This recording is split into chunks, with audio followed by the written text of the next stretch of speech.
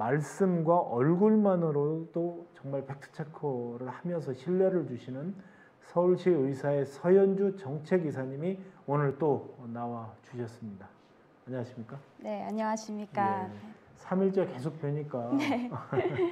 지금 익숙해졌습니다. 시민들도 좀 안심한다 이런 댓글들도 올라오고 있고요. 네. 또 우리 서현주 이사님의 팩트, 그러니까 뭐 여러 가지 그 객관적인 연구 논문이나 자료들을 함께 보여주시면서 팩트 체크를 해주니까 네. 신뢰감이 높아진다. 네. 이런 얘기를 하는 분들도 아우, 있습니다. 예, 다행입니다. 어떻습니까? 지금 뭐 사흘째 피곤하지 않으세요? 처음보다 많이 익숙해지고 네. 또 이제 팩트 체크하는 과정이 너무나 중요한 일인 것을 알고 있어서 예. 그래서 아주 의미 있는 시간인 것 같습니다. 예. 자, 그러면 오늘 그 준비하신 내용 어떤 겁니까? 네, 이제 코로나가 확산세가 지속되면서 가짜 뉴스도 이제 범람을 하고 있는데요. 제가 이제 이런 가짜 뉴스들을 보면서 참 당황스러운 상황들은 뭐냐면 이 네. 겉으로 보기에 굉장히 과학적인 증거들을 표명하고 있다는 겁니다. 이제 과학을 빙자한 조작 정보가 늘어나고 있는 추세인데요. 네. 마치 SF 영화에나 나올 법한 음모론 같은 이야기들을 오늘 준비해봤습니다. 예, 그렇군요. 흥미진진한데요. SF 영화에 나올 듯한 음모론.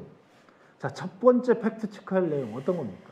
자, 이거는 이제 많은 수유하시는 어머니들께서 네. 이제 걱정하시는 부분인데요. 네. 코로나 감염되면 모유색이 바뀐다라는 사실입니다. 잠깐만요. 코로나가 감염되면 모유색이 바뀐다. 이런 거네요. 예. 네. 이게 이제 한 SNS에 올라온 사진을 보시겠는데요. 네. 이제 미국 뉴저지주에 거주하는 한 여성이 올리는 사진입니다. 예, 지금 나오네요. 사진 네. 자체가. 1년 전에 코로나19 감염된 후에 모유색이 연녹색으로 바뀌었다며 사진을 올렸는데 네. 이제 보시면은 오른쪽 수유와 그 모유 같은 경우에서 약간 연한 녹색빛을 띠는 것을 볼 수가 있고 이게 코로나 감염 후에 예. 이제 추출한 모유라고 합니다. 예. 이에 앞서서 이제 국내 맘카페 등에서도 이런 이야기들이 동일하게 나왔습니다. 예. 이제 국내 커뮤니티에 올라온 사진인데요. 예. 백신 2차 접종하고 24시간 후에 유축을 했더니 초록색 모유가 나왔다. 네. 이제 초록색 모유색이 도는데 화이자 접종 때문이냐 이런 이야기가 있어서 걱정된다. 예. 라는 이제 경험담과 함께 사진들이 올라오면서 이런 두려움들이 확산되고 있습니다. 예. 지금 두 가지 자료 사진을 봤어요. 하나는 미국 산모의 사례고 두 번째 사례는 말하자면 국내 맘카페에 올라온 사진이라는 거죠. 그런데 진짜 이 코로나와 녹색 모유가 연관이 있는 겁니까? 사실 이제 모유 색깔은 어머니가 먹는 음식이나 이제 섭취하는 뭐 약재 등에 따라서 이제 많이 바뀔 수가 있는데요. 그러니까 먹는 거에 따라서 다르다는 거죠. 그렇죠. 이제 미국의 모유 수유 학회 공동 참리자인 루스 로런스가 쓴 책에서 보시면 이 책은 이제 모유 수유 의료계를 위한 가이드라는 책인데요. 통상 수유를 시작할 때 나오는 젖인 전유는 푸르스름한 흰색을 띠고 후유는 이제 크림색이 또는 흰색, 같은 흰색이라도 약간 색깔의 차이가 있을 수 있고요. 네. 종종 모유색이 변하게 되는 이유는 엄마가 섭취한 음식이나 약품 등과 관련이 있다는 것이 이제 저자의 설명입니다. 네. 그래서 모유를 먹는 아이의 이제 소변 색이 또 따라서 변하기도 하고요. 네. 그래서 책에 따르면 이제 빨간색과 노란색 색소가 들어간 뭐 선키스트 오렌지 소다 음료를 마실 경우에는 핑크 혹은 핑크 오렌지색 모유가 나오는 경우도 있다. 이렇게 이제 표현을 하고도 있고 이 녹색 모유도 여러 건 보고가 된 게 있습니다. 이제 게토레이나 다시마를 비롯한 해조류, 건강식품의 천연 비타민이 이제 녹색을 띠는 경우에 녹색 모유를 이제 나타나는 경우도 있고요. 네. 이제 여드름 치료제로 사용되는 미노사이클린이나 약재 같은 경우에는 이제 검정 모유를 나오게 하는 사례도 있다고 책에서 밝히고 있습니다. 네. 이렇듯이 이제 모유색이 바뀔 수 있는 요소는 매우 다양한데요. 피곤하거나 비타민을 먹으면 소변색이 바뀌잖아요. 네. 그런 것처럼 모유색 또한 이제 몸의 컨디션이나 섭취하는 음식의 종류에 따라서 바뀔 수 있고 이게 이제 현재 여러 가지 밝혀진 데이터에 따르면 이제 모유를 먹는 아이나 그리고 산모의 그리고 어머니의 몸에 어떤 의학적으로 큰 영향을 미치지 않기 때문에 너무 네. 걱정하지 않으셔도 될 것 같다는 설명입니다. 예, 그렇군요. 팩트 체크 첫 번째, 모유 백신을 맞고 나서 색깔이 변했다라고 관련 사진들을 올려놓고 백신과 연관 있는 거 아니냐라는 그 음모론에 대한 지금 팩트 체크를 하고 있는 겁니다. 우리 서현주 이사님께서 의사 선생님이시거든요. 정확하게 얘기한 것은 산모가 먹는 음식의 여러 가지 종류에 따라서 마치 우리가 소변색이 변하듯이 저도 가끔 음주를 할 경우에 다음날 색깔이 좀 다르더라고요. 그런 거하고 좀 신체적 이상이 있는 게 아니고 먹는 섭취의 양이나 종류에 따라서 그럴 수 있다는 거죠. 뭐 녹황색 채소를 많이 먹으면 그렇죠. 그렇게 나오는 것처럼. 그래서 그렇다면요. 코로나 감염으로 모유색이 변했을 확률이 제로다. 이렇게 얘기할 수 있는 겁니까? 이제 완전하게 제로라고 지금 밝힐 만큼 연구 네. 결과가 많이 쌓이지는 않았는데요. 네. 이제 전문가들은 코로나 같은 바이러스 감염이나 이제 새로 만들어진 백신 접종이 모유색에 영향을 미친다는 증거가 아직은 부족하다고 얘기합니다. 하지만 영향을 줄 가능성도 없지는 않다고 보고 있습니다. 네. 조금 더 연구가 필요할 것으로 보이기는 하는데요. 다만 이제 모유 수유 중이라고 해서 백신 접종을 맞지 않는다거나 아니면 백신 접종 후에 모유색이 초록빛으로 변한다고 해서 그러니까 수유를 중단할 필요는 없다고 이야기를 하고 있고 실제로 그 과정에서 발생한 여러 부작용 사례들도 한 건도 보고된 바는 없고요. 네. 실제로 국내 질병관리청하고 미국의 이제 질병통제예방센터인 CDC에서 보고한 것을 보면 엄마에게 형성된 항체가, 그러니까 엄마가 백신을 맞고 형성된 상체가 모유를 통해서 오히려 아기한테 전달돼서 아기를 보호하는 데 도움이 된다 하면서 이제 모유 수유 중인 산모에게도 코로나19 백신 접종을 적극적으로 권하고 있는 상황입니다. 네. 굉장히 중요한 얘기했어요. 물론 임산부들의 경우에는 이 백신이라고 하는 굉장히 뭐라 할까요? 아직 그렇죠. 물론 검증이 되긴 했지만 불안감이 있는 건 충분히 이해할 것 같아요. 맞습니다. 모성 보호 본능이 있기 때문에. 네. 그런데 그 모든 연구 결과를 보면 지금 서현주 이사님께서 말씀하신 것처럼 감염이 되거나 뭐 여러 가지 그 모유를 통해서 그 전파될 수가 있기 때문에 백신을 꼭 맞아야 되는 거고 항체가 그러니까 모유로 이렇게 전달이 된다는 거죠. 네, 그렇죠. 이제 엄마가 백신을 맞고 몸에서 이제 좋은 항체들을 만들어내면 네. 그 항체들이 모유를 통해서 아기가 이제 그 모유를 섭취했을 때 네. 전달이 돼서 보호 효과를 나타낸다는 예. 보고입니다. 그러니까 그런 연구 결과가 어디 정확하게 좀 나온 게 있습니까? 네, 있습니다. 이제 최근에 미국과 이스라엘 등의 이제 나라에서 코로나19 백신을 맞은 산모에게서 형성된 항체가 모유를 통해서 아기에게 전달이 된다는 연구가 여러 차례 보고된 결과가 있는데요. 이제 다만 이를 두고 일부 산모들 사이에서는 코로나19 백신의 mRNA 성분까지 아기에게 전달돼 문제를 일으키는 게 아닌가라는 우려가 이제 있으신 걸로 제가 알고 있습니다. 네. 근데 이제 작년에 미국 샌프란시스코 캘리포니아 대학 의대 연구팀이 mRNA를 기반으로 하는 코로나19 백신, 즉 화이자나 모더나 백신이 되겠죠. 네. 두 번 다 맞은 모유수유 여성 7명으로부터 백신 접종 4시간에서 48시간 후 채취한 13개의 모유 샘플을 분석을 했어요. 네. 이 샘플들에서 단 하나의 모유 샘플에서도 백신 관련 mRNA 성분이 검출이 되지는 않았고요. 즉 백신의 성분이 아니라 그러니까 백신 자체에서 주입된 그 바이러스 조각이 아니라 네. 백신 접종 후에 엄마의 몸에서 자연적으로 형성된 항체가 아기한테 전달된다는 이야기고요. 네. 그래서 모유를 통해서 그 바이러스 조각들이 전달이 되는 게 아니라 좋은 항체들이 전달된다는 사실을 안심하고 이제 백신 접종을 하셔도 되겠습니다. 예. 그런데 이제 한 가지 또 산모들 입장에서는 접종을 하고 바로 모유를 보게도 되는가 이런 생각을 할 것 같은데요. 네, 접종 후에 바로 그 모유를 수유를 하셔도 아무 네. 문제가 없고요. 예. 접종과 시간 간격이나 모유를 먹이는 간격을 둘 필요도 없습니다. 네. 접종 후에 이제 열이 나서 타이레놀을 먹어도 모유 수유에서 타이레놀은 이제 안전한 약제 분류가 되기 때문에 모유를 수유하신 데는 크게 걱정하지 않으셔도 될 것 같습니다. 네. 지금 유튜브에 이제 생방송으로 진행되는 와중에 여러분들께서 댓글을 많이 주시는데요. 봄봄님은 임산부의 모유색이 먹는 음식에 따라 달라진다고요. 그렇기도 하나 보네요. 산모들이 음식을 가려 먹는 이유가 있었네요. 이렇게 얘기를 주셨고요.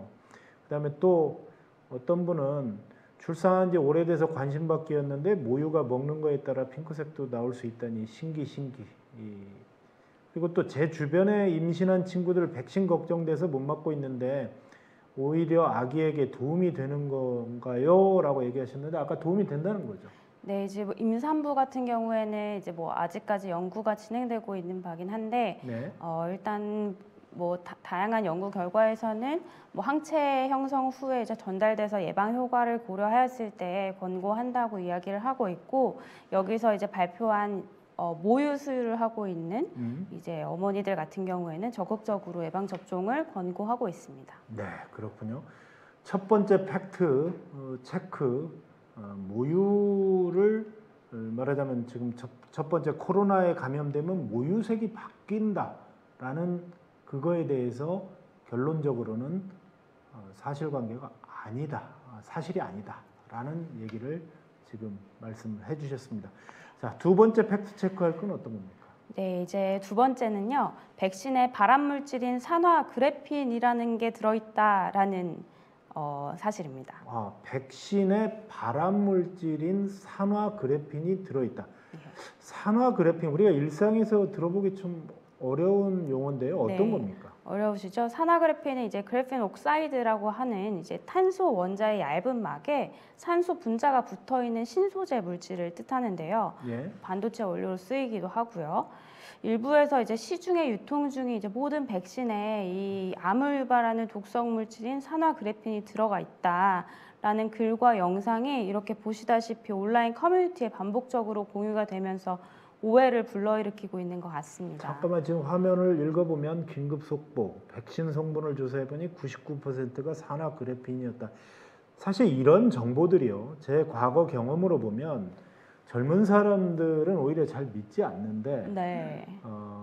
70대 뭐 80대 이런 노인분들이 카톡을 통해서 서로 참 많이 저런 맞아요. 정보들이 왔다 갔다 하더라고요. 그러신 것 같더라고요. 그런데 사실 카톡을 통해서 저런 정보들이 오게 되면 연로한 부모님들이나 홀로 네. 사는 분들은 정말 사실로 믿을 수밖에 없어요. 맞아요. 그래서 저런 부정확한 정보들을 카톡으로 공유하는 행위 자체 다시 한번 화면 띄워주세요.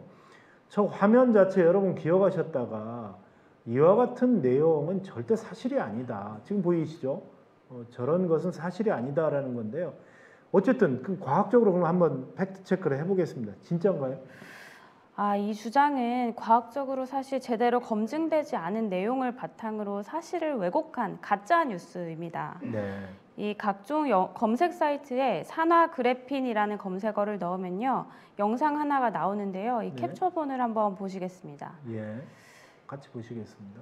네. 뉴스 앵커처럼 보이네요. 네, 영상을 보면 스튜 피터스라는 개인의 인터넷 방송에 이제 국제보건경제학자라고 자처하는 제인 루비라는 여성이 출연해 충격적인 정보라면서 소개를 하고 있는 장면인데요. 예. 화이자 백신에 산화그래핀이라는 화학물질이 다량 포함되어 있다고 하면서 산화그래핀이 인체에 치명적인 독성 물질로 세포 안의 모든 것을 파괴한다라고 주장을 하고 있습니다. 근데 이분은 뭘 믿고 저런 주장을 하고 있는 건가요? 그래서 제가 조금 찾아봤는데요. 이 보고서들에서 나온 바에 의하면 이 제인 루비는 지난 6월 말에 공개된 스페인의 알메리아 대학 파블로 캄프라교스의 보고서를 근거로 들고 있습니다. 캄프라교스가 자신에게 이제 배달된 밀봉된 화이자 백신 병 속의 성분을 광학 현미경과 전자 현미경으로 분석해보니까 산화그래핀이 나왔다는 것인데요. 예. 이 산화그래핀의 양이 747 나노그램으로 이제 화이자 백신 한 병 용량의 99.99%를 차지한다면서 이게 몸속으로 들어오면 세포 내에서 미토콘드리아를 폭발시켜서 이제 염증, 사이토카인 폭풍 등의 이제 과잉 면역 반응을 일으키고 장기적으로는 뇌졸중과 심장마비를 불러일으킨다라는 이제 어마어마하고 공포스러운 이야기를 주장을 했습니다. 아니 그런데 이제 조금 전에 그 뉴스 화면에 과학자가 등장을 했고 실제로 연구 논문에서 그런 걸 인용하면서 좀 얘기를 하다 보니까 네. 그럴듯하다 이런 생각이 드는데요. 그렇죠. 이게 얼마나 이제 왜곡할 수 있는지에 대해서 예. 여실히 보여주는 사례라고 알 수 있는데요. 예. 일단 이 논문 자체는 대학 자체에서조차도 승인을 얻지 못한 비공식 논문입니다. 네. 중간 보고서 형태로 주로 프로젝트를 의뢰한 사람에게 진행 중인 사안을 보고하는 방향으로 작성을 하는 서류인데요. 네. 캄프라 교수 같은 경우는 이제 논문에서 택배로 받은 화이자 라벨이 붙은 병에 들어있는 현탁의 0.45ml를 분석을 했다고 설명을 했고, 네. 이 보고서 3쪽에 따르면 병은 출처를 알 수도 없고 사실 추적도 되지가 않아요. 보통 우리가 어떤 연구 보고서를 작성을 할 때 이런 여기에 쓰인 시약의 출처나 아니면 양이나 아니면 제조 사 이런 것들을 다 표기하게 되어 있거든요. 네. 근데 이런 것들이 전혀 되어 있지 않고 또 병의 내용물이 진짜 화이자 백신인지조차도 이제 확인이 불가능한 것으로 보인다는 이야기고요. 사실은 누군가 이제 병에 백신이 아닌 다른 물질을 넣었을 가능성도 배제할 수가 없고 오염되었을 가능성도 배제할 수가 없는 거죠. 네. 예, 또 이제 캄프라 교수는 이제 전자현미경과 분광현미경으로 살펴본 병 속의 내용물 이미지하고 기존의 과학 저널에 발표된 산화그래핀 이미지를 비교를 했는데요. 네. 이 보고서의 12쪽에 나오는 페이지의 이미지를 보시면 지금 자료에 나오는 거네요. 왜? 네, 여기 자료에 나오는 것인데요. 이제 둘이 서로 이제 보기에 높은 유사성을 보여주기 때문에 병 속의 내용물이 물에 이제 산화그래핀이 존재할 가능성을 증명한다라고 결론을 내리는데 여기서 이제 그런 과학적인 오류가 생기는 겁니다. 동시에 분석 대상 자체가 출처를 알 수가 없는 표본인데 불구하고 그리고 과학적 연구를 위해서는 이제 더 많은 표본들에 대한 검출이 필요한 것이고요. 그리고 네. 그냥 일반적인 이런 형태 차이로만 가지고 산화그래핀이라는 것을 이제 검증하기는 좀 어려운 부분이 있지 않나라는 판단이 들고 그래서 이 현미경을 통한 관찰 분석의 내용물이 산화그래핀이 포함됐음을 입증할 결정적인 증거는 제시하지 못한다라고 본인도 논문에서 그 보고서에서 인정을 한 바 있습니다. 네. 서현주 정책이사님께서 지금 말씀해 주셨지만 모든 논문은 기본적으로 출처와 정확한 실험 대상의 소스를 정확히 밝히는 게 중요합니다. 네. 그런데 이제 조금 전에 말씀하신 것처럼 그 당국의 그러니까 학자들 내부 그러니까 본인이 몸담고 있는 대학의 동료 연구진에게조차도 네. 검증을 받지 못한 어떻게 보면 논문으로서 논문의 자격 요건을 전혀 갖추지 못한 그렇죠. 그런 내용이라는 거죠. 네. 그래서 우리가 흔히 뭐 네이처지나 아니면 권위 있는 네이처지나 란셋이라고 하나요? 그렇죠. 그 뭐 사이언스. 의료 전문가들이 검증하는 그런 사이트에서 수많은 과학적 결과들을 서로 검증하고 모든 그 과학 논문은요 인문 논문하고는 좀 달라서 예를 들어서 과학 논문의 경우에는 A와 B를 투입했을 때 C의 결과가 수백 번, 수천 번을 실험을 해도 똑같은 누구나 다른 맞습니다. 사람이 해도 그 결과가 나와야 논문으로서의 인정이 되는 겁니다. 같은 조건 하에서 했을 때 그 논문이 정당성을 얻을 수 있는 거거든요. 그런데 이 지금 그 대학 알메리아 대학의 당국의 승인조차도 받지 못한 논문을 어딘가에서 찾아다가 마치 그 산화그래핀 그러니까 그 암을 유발하는 그 물질이 현재 백신의 99.9%를 들어있다라고 오도하는 것 자체. 그렇죠. 이것이 바로 틀렸다라는 것을 여러분들에게 저희가 지금 정확히 팩트 체크를 해드리고 있는 겁니다. 네.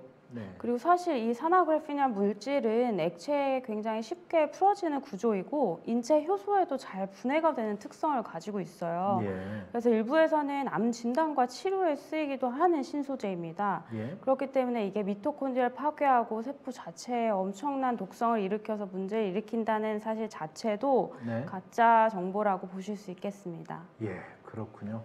자, 두 번째 팩트 체크까지 했어요. 자, 세 번째 팩트 체크 내용 어떤 겁니까? 네, 이거는 이제 많은 분들이 관심을 가지실 것 같은데요. 부항으로 백신을 해독한다라는 팩트입니다. 부항이라는 게 뭐 일부 이렇게 한의원이나 뭐 이런 데에서 이렇게 네, 그 예. 피를 모으는 해보셨나요? 그런 거죠. 네. 아, 그거 시원하긴 한데 사실 해보면. 피가 많이 빠지죠. 근데 이게 백신 해독 효과가 있다. 어떤 네. 얘기입니까?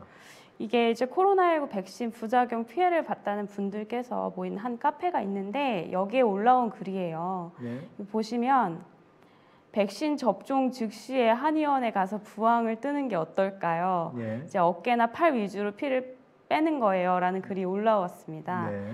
이제 주사를 맞고 최대한 빨리 압력을 걸어서 피를 빼내서 피뿐만이 아니라 체에까지 몰려서 빠져나와서 백신을 이제 빼내자 이런 의도로 쓰신 것 같은데요.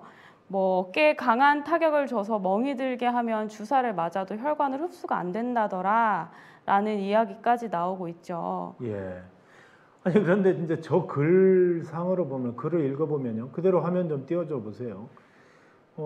백신을 맞아놓고 또 그 피를 또 빼려고 한다? 네. 그 왜 그런 거죠? 부항이 약물을 빼낼 수 있다는 거 이건 뭐 맞는 건가요? 불가능하죠. 일단 확실히 말씀드리면 불가능합니다. 예. 왜냐하면 이제 부항은 아마 많이 보셨다시피 항아리처럼 생긴 관통에 네. 음압을 조성을 해서 피부에 붙여서 그러니까 피 하에 있는 이제 미세 혈관들을 이제 터트려 가지고 피를 빼내는 그런 치료법이라고 할 수가 있는데요. 네. 부항은 이제 피부와 인접한 모세 혈관에만 작용을 합니다. 네. 하지만 코로나19 백신은 근육 주사예요. 다들 맞아 보셨으면 아시겠지만 네. 상완에 이제 삼각근이라는 부위에 주입이 되는 건데요. 네. 백신은 항체 형성을 위해서 바이러스 조각인 항원을 주입하는 행위고 이 주사를 맞은 뒤에 수분 이내에 몸의 전신의 혈관을 통해서 약물이 흡수되면서 이런 면역 반응이 일어나기 시작합니다. 네. 그래서 백신을 맞고 전신 알레르기 반응을 관찰하려고 병원에서 15분 정도 대기하라고 하잖아요. 네. 네. 그래서 15분이면 사실 전신 혈관을 통해서 이 약물이 흡수가 되기 때문입니다. 네. 접종 후에 이제 병원을 떠날 때는 이미 약물이 체내로 흡수된 이후이기 때문에 그때 부항을 맞으러 가셔도 빼내기가 어렵고 그 빼낼 이유도 없고요, 사실은. 네. 그렇게 보시면 되겠습니다. 예.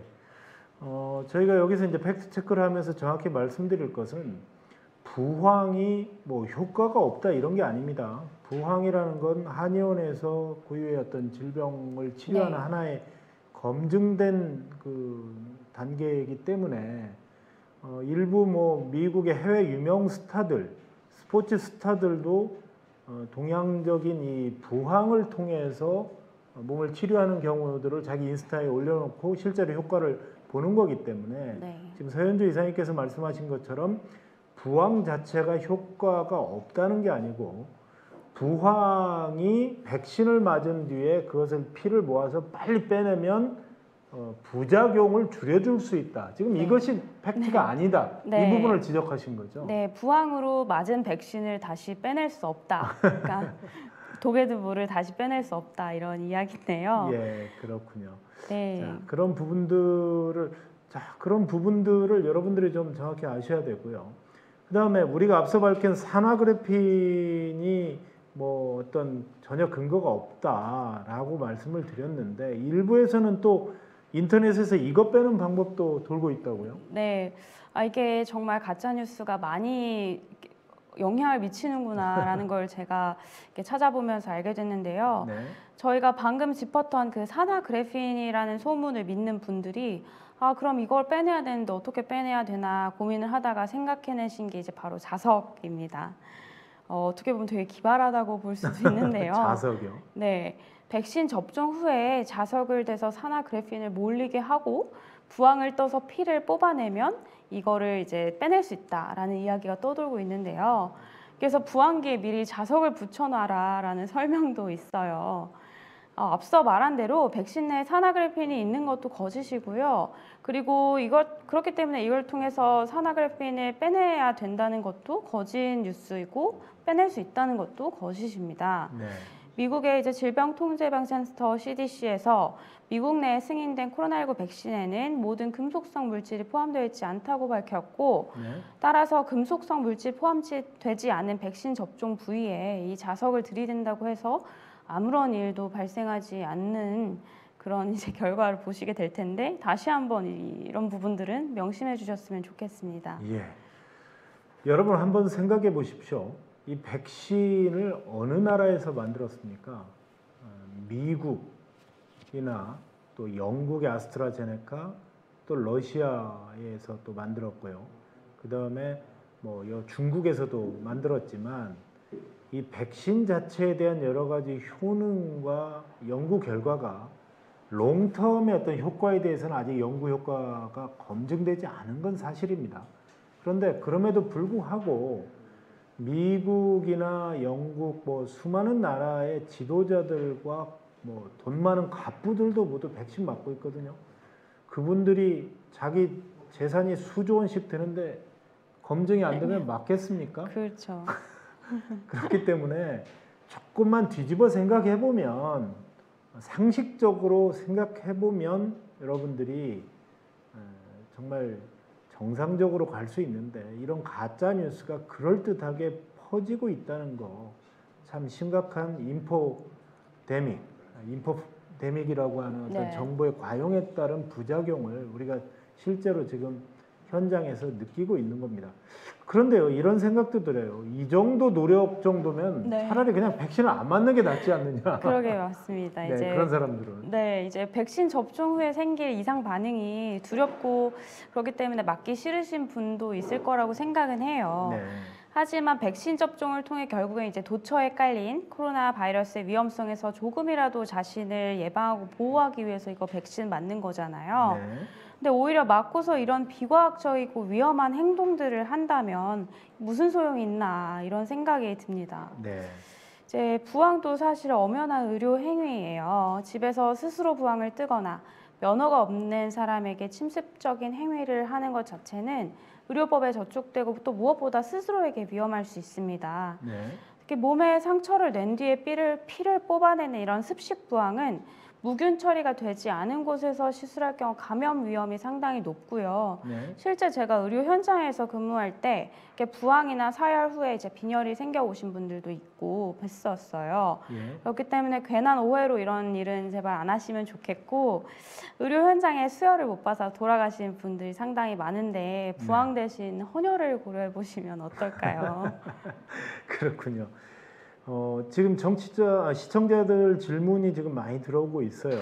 그 오수영 씨가 확진 후 PCR 검사를 안 해도 되는 이유를 좀 더 설명해 달라. 확실한 근거를 알지 못해 불안해서 자꾸 사람들이 경계하고 멀리하고 격리하려고 해요. 이런 네. 얘기를 주셨어요. 그렇죠. 이제 미국의 CDC에서도 그렇고 우리나라 질병관리청에서도 그렇지만 코로나 증상이 발생한 후에 이제 네. 2, 3일이 지나면 감염력이 굉장히 많이 떨어지고, 그렇기 때문에 코로나 확진 후에 거의 5일에서 7일이 지나면 바이러스가 체내에서 방출되지 않는다고 이제 결과들이 보고된 바가 있기 때문에 네. 감염력을 상실한 상태라고 보시면 됩니다. 예. 그렇기 때문에 격리를 해제하는 것이고 마스크만 끼고 이제 다니라고 권고를 하고 있는 거고요. 네. 실제 미국 같은 경우는 일주일도 아니고 5일로 격리 기간도 그렇죠. 짧아졌어요. 그래서 그런 부분들을 고려하셔서 사실 이게 사회적으로 많이 이런 것들이 잘 알려져 있지 않기 때문에 괜한 두려움을 갖고 계신 거거든요. 네. 그렇기 때문에 이제 저희도 이제 계속해서 홍보를 하겠지만 그런 감염력 자체가 코로나 확진된 후에 2, 3일 후에 많이 떨어지기 때문에 걱정하지 않으셔도 될 것 같다라고 알고 계시면 될 것 같습니다. 네. 오늘 그 영국의 BBC 뉴스를 보니까 영국의 총리는 아예 확진이 되더라도 집에서 자가격리하는 것까지 없애겠다. 네. 그러니까 본인이 스스로 알아서 그냥 뭐 자가격리조차도 권유하지 않겠다라고 했는데, 이건 좀 그 영국 내 전문가들도 헛소리다, 미친 소리다. 왜냐하면 오미크론 자체 전파성이 워낙 강하기 때문에 강하죠. 네. 아무리 뭐 정치인이지만 또 영국의 여러 가지 경제 상황이 좀 좋지 않고 본인이 정치적인 지난번 크리스마스 그 파티 때문에 지금 사임 요구를 많이 받고 있거든요. 그러다 보니까 파격적으로 지금 뭐 방역 패스도 없애겠다. 한 발 더 나간 것 같아요. 네. 이것은 그러게요. 이것까지는 좀 너무 위험한 거고요. 다만 조금 전에 서현주 이사님께서 말씀하신 것처럼 감염의 그러니까 바이러스가 몸에 남아 있더라도 이 가장 중요한 건 남에게 옮길 수 있는 전염병이라는 건 말 그대로 그쵸. 전달한다. 네. 남에게 그것을 옮긴다는데 그 전염성 자체가 사라졌기 때문에 네. 바이러스가 있더라도 격리할 필요가 없는 건데. 네, 그리고 사실 바이러스가 남아있다고 보기도 어렵고, 죽은 바이러스 조각들이 남아서 혹시 이제 그런 PCR 검사를 나중에 하더라도 양성이 나올 수 있는 확률이 있는 건데요. 그 양성이 나온다고 해도 그 PCR 검사에서 나오는 양성은 죽은 바이러스 조각 때문에 발생하는 현상이라서 네. 이게 이제 실제로 내가 바이러스가 몸에서 활동하고 있는 상태라거나 네. 아니면 이게 다른 사람한테 전파돼서 감염시킬 수 있는 상태는 아닌 것은 확실하기 때문에 네. 걱정하지 않으셔도 될 것 같습니다. 네, 그렇군요. 참과 거짓을 잘 분별할 수 있는 정확한 지식과 지혜가 필요하네요. 이런 시청자의 댓글도 지금 들어와 있는데요. 여러분 지금 이 방송을 여러분들이 좀 많이 공유하시고요. 또 나중에 요즘은 유튜브는 한번 이런 컨텐츠가 생성이 되면 뭐 1년이고 2년이고 계속 가기 때문에 네. 오늘 저희가 그 팩트 체크를 하고 있는 부분들을 좀 같이 널리 공유해 주십시오.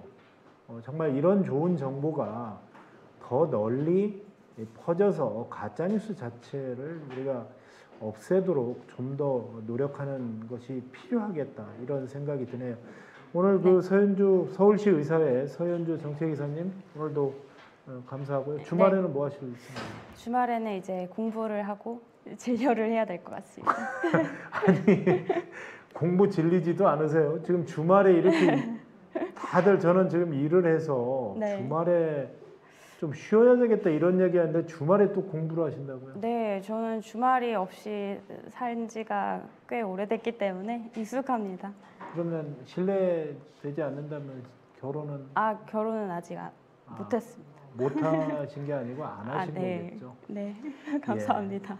슬기로운 의사 생활의 의사 선생님들이 드라마 속에만 있는 게 아닙니다. 바로 이 옆에 계시는 서현주 이사님처럼 일주일을 이렇게 애를 쓰셨는데도 또 주말에 공부하고 끊임없이 연구한다. 이것은요, 그만큼 학문의 길, 사람의 생명을 다루는 의학의 길이 얼마나 어려운 것인지를 사실 이렇게 볼 수가 있는 겁니다. 저도 뭐 개인적인 얘기를 해서 그렇습니다만은 저희 형님 두 분도 한 분은 의사, 한 분은 한의사였신데 학교 다닐 때 정말 그 전문의를 따기까지 하던 그 공부의 학습의 양을 보면서 죄송 말씀이지만 저는 거저 먹었다라는 생각을 솔직히 해봤던 적이 있습니다. 저렇게까지 공부를 하나? 그런데 따지고 보면은요, 미국의 그 경영학자들이 이런 연구를 한 게 있어요. 미국의 경영학회에서는 한 해에 가장 그 경영을 잘한 케이스 스터디의 사례로요, 병원의 경영, 그러니까 가장 힘든 경영으로 병원 경영을 꼽습니다. 우리가 흔히 생각하면 대기업이나 네. 그런 어떤 상업적 기업들이 더 어렵지 않을까? 소비자들의 불만이 있기 때문에. 네, 그런데 병원은 이런 거랍니다. 호텔업도 그 속에 있고요. 음식, 숙박업이 모두 왜? 환자들이 입원해서 먹는 음식에 그 다음에 편안한 잠자리를 제공해야 되고요. 네. 그 다음에 또 소비자들의 불만도 다 들어줘야 되는데 네. 그런 모든 경영을 하는 전 세계의 대기업보다도 그들이 갖지 못한 한 가지가 딱 있다고 합니다. 더 갖지 못한, 혹시 아세요? 서현주 이사님? 글쎄요. 잘 모르겠는데요. 예. 이거 보세요. 대기업들은 소비자들의 불만을 다스리고 하는 건 있지만요. 네. 병원 경영에서 그런 요소를 다 포함한 것 플러스 사람이 죽고 살 수 있다는 거. 그렇죠. 맞습니다. 이건 뭐냐면 네. 의료진들이 어떻게 하느냐에 따라서 사람의 생명이 죽고 살고 하는 문제가 달려 있다는 거죠. 이것처럼 위험하고 이것처럼 정말 최고의 리스크한 상황이 있을 수 있냐는 거죠. 그런 것 같습니다. 예, 정말. 그런 것을 특수하죠. 바로 하는 분들이 바로 우리 서현주 이사님과 같은 의사 선생님들이고 간호사 선생님들입니다. 이런 대목에서 우리가 코 안심 TV를 여러분들이 지금 시청하고 계시는 여러분들께서 우리 의사 선생님들 또 의료진들의 또 방역 일선에서 행정을 하고 있는 분들의 노고를 잠시나마 우리가 좀 같이 생각하셨으면 좋겠다. 이 대목은 제가 미처 준비를 안 한 대목인데 네, 흥미로웠습니다. 갑자기 그냥 혼자서 주말에 이렇게 책을 보실 생각을 하니까 울컥해서 네. 제가 말씀을 드렸습니다. 네, 오늘 출연해 주셔서 감사합니다. 네, 너무 감사합니다. 그래도 조금 쉬십시오. 네, 건강하시고요. 네, 감사합니다.